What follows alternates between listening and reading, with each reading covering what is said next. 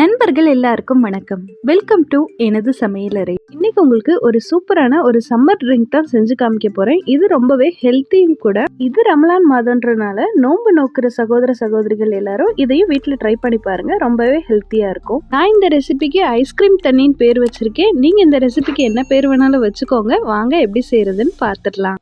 நான் இதுக்காக இன்னைக்கு ஒரு மில்க் பேன் எடுத்திருக்கேன். அதில் கரெக்டாக 4 கப் பால் சேர்த்துருக்கேன். இது கரெக்டாக 1 லிட்டர் இருந்தது. 4 கப்பும் 1 லிட்டரும் சேம் தான். 4 கப் பாலுக்கு கரெக்டாக 1 கப் சுகர் உள்ள சேர்த்துட்டு இதை நல்லா காய்ச்சி எடுத்துக்கலாம். பால் இந்த சைட் கொதிச்சுட்டு இருக்கட்டும். நம்ம சைட் பை சைடு இன்னொரு ஒர்க் பண்ணிடலாம். என்னன்னு பார்த்தீங்கன்னா ஒரு குட்டி பவுல் எடுத்துக்கலாம். இதில் கரெக்டாக கஸ்டர்ட் பவுடர் நான் இன்னைக்கு சேர்த்துருக்கேன். வேனிலா, ஸ்ட்ராபெரி நீங்கள் எந்த ஃப்ளேவர் வேணால் சேர்த்துக்கலாம். ஜஸ்ட் கலர் தான் சேஞ்ச் ஆகும்.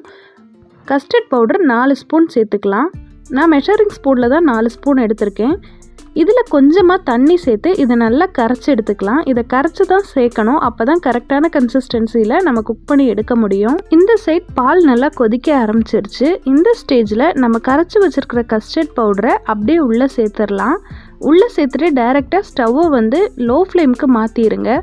மாற்றிட்டு இதை நல்லா மிக்ஸ் பண்ணி விட்டுக்கிட்டே இருக்கலாம். அப்போ தான் கட்டிகள் பிடிக்காமல் நல்லா ஈவனாக மிக்ஸ் ஆகி கிடைக்கும். ஒரு 5 to 7 நிமிஷம் இப்படி மிக்ஸ் பண்ணிகிட்டு இருக்கும் போதே இது நல்லா கொதிக்க ஆரம்பிச்சிடும். அதுக்கப்புறமா மிக்ஸ் பண்ண வேண்டிய அவசியம் கிடையாது. இதை அப்படியே லோ ஃப்ளேம்லேயே இன்னொரு 5 நிமிஷம் நல்லா கொதிக்க விட்டுடலாம். பாருங்கள், 5 நிமிஷத்துக்கு அப்புறம் நல்ல ஒரு கெட்டியான கன்சிஸ்டன்சி வந்துருச்சு. ரொம்பவே கெட்டியும் இல்லாமல் கொஞ்சமாக போரிங் கன்சிஸ்டன்சியில் மாறிடுச்சு. இதை அப்படியே ஸ்டவ்வை ஆஃப் பண்ணிவிட்டு ரூம் டெம்பரேச்சர் வர வரைக்கும் வெயிட் பண்ணிக்கலாம். அதுக்கப்புறமா அப்படியே இதை தூக்கி ஃப்ரீசரில் கிட்டத்தட்ட 4 மணி நேரம் வச்சிடலாம். இது ஃப்ரீஸ் ஆகிக்கிட்டு இருக்கும்போதே நம்ம ஒரு குட்டி பவுலில் 1 ஸ்பூன் சப்ஜா சீடு உள்ளே சேர்த்துக்கலாம். அதுக்கு தேவையான அளவு தண்ணியும் உள்ளே சேர்த்துட்டு இது நல்லா ஊற வச்சிடலாம். இது ஒரு சைடு சோக் ஆகிக்கிட்டே இருக்கட்டும். நம்ம 4 மணி நேரம் கழித்து எடுத்து பார்த்துடலாம். இதை அப்படியே நீங்கள் ஃப்ரிட்ஜில் வச்சுட்டு 1 வீக் கூட நீங்கள் ஸ்டோர் பண்ணி வச்சுக்கலாம். அதாவது ஃப்ரீசரில் வச்சா 1 வீக் கூட நீங்கள் இதை யூஸ் பண்ணிக்கலாம். நான் இதை அப்படியே ஒரு மிக்ஸி ஜாருக்கு மாற்றிக்க போகிறேன். இதில் உங்களுக்கு தேவையான அளவு ஐஸ் க்யூப்ஸ் உள்ளே சேர்த்துக்கலாம். நான் கரெக்டாக ஒரு 8 பீஸ் ஐஸ் க்யூப் உள்ளே சேர்த்துட்டு விடாமல் மிக்ஸி ஒரு நிமிஷத்துக்கு ஃபாஸ்ட்டாக அடிக்கணும். அப்போ தான் நல்லா நுரைகள் பொங்கி வரும். அந்த மாதிரி நல்லா அடித்து எடுத்துக்கலாம். மிக்சியில் அடித்ததை அப்படியே ஒரு அகலமான பவுலுக்கு மாற்றிடலாம். என் ஐஸ் க்யூப்ஸ் எல்லாம் கொஞ்சம் கரையலை, அதனால தான் அப்படியே ஐஸ் க்யூப்ஸ் தெரியுது. இதில் இப்போது கரெக்டாக நான் ஒரு ஆப்பிள் தோல் ஃபுல்லாக எடுத்துட்டு கேரட் துருவுறதால நல்லா துருவி எடுத்து வச்சுருக்கேன். இதை உள்ளே சேர்த்துக்கலாம். கரெக்டாக ஒரு ஆப்பிள் தான் சேர்த்துருக்கேன். அதே மாதிரி ஒரு கேரட்டை அதே மாதிரி துருவி உள்ளே சேர்த்துக்கலாம். உங்களுக்கு தேவைன்னா வாழைப்பழத்தை கூட கட் பண்ணி உள்ளே சேர்த்துக்கலாம்.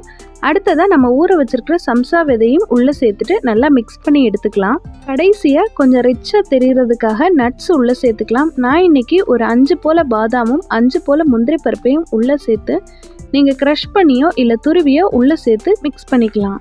இதுதான் நம்மளோட கஸ்டர்ட் ட்ரிங்க். இது கிட்டத்தட்ட ஐஸ்கிரீமோட டேஸ்ட்லேயே தான் இருக்கும். நான் இன்றைக்கி ஸ்ட்ராபெரி ஃப்ளேவர் கஸ்டர்ட் பவுடர் எடுத்துக்கிட்டனால பிங்க் கலரில் இருக்குது. நீங்கள் வெண்ணிலா எடுத்துக்கிட்டிங்கன்னா அது எல்லோ கலரில் இருக்கும். எந்த ஃப்ளேவரில் எடுத்துக்கிட்டிங்களோ அந்த ஃப்ளேவரில் டேஸ்ட் இருக்கும். மித்தபடிக்கு டேஸ்ட் எப்பயுமே சூப்பராக தான் இருக்கும். நீங்களும் இந்த ரெசிபியை ட்ரை பண்ணி பார்த்துட்டு எப்படி இருக்குன்னு மறக்காமல் கமெண்ட்ஸில் சொல்லுங்கள். என் சேனலுக்கு சப்ஸ்கிரைப் பண்ணாத நண்பர்கள் மறக்காமல் சப்ஸ்கிரைப் பண்ணி எனக்கு சப்போர்ட் பண்ணுங்கள். அப்போ தான் இன்னும் சூப்பராக ரெசிபிஸ் எல்லாம் அப்லோட் பண்ண எனக்கு ரொம்பவே மோட்டிவேட்டிங்காக இருக்கும். இன்னொரு சூப்பரான ரெசிபியுடன் சந்திப்போம். Until then, tata bye bye, see you from எனது சமையலறையில் and thanks for watching.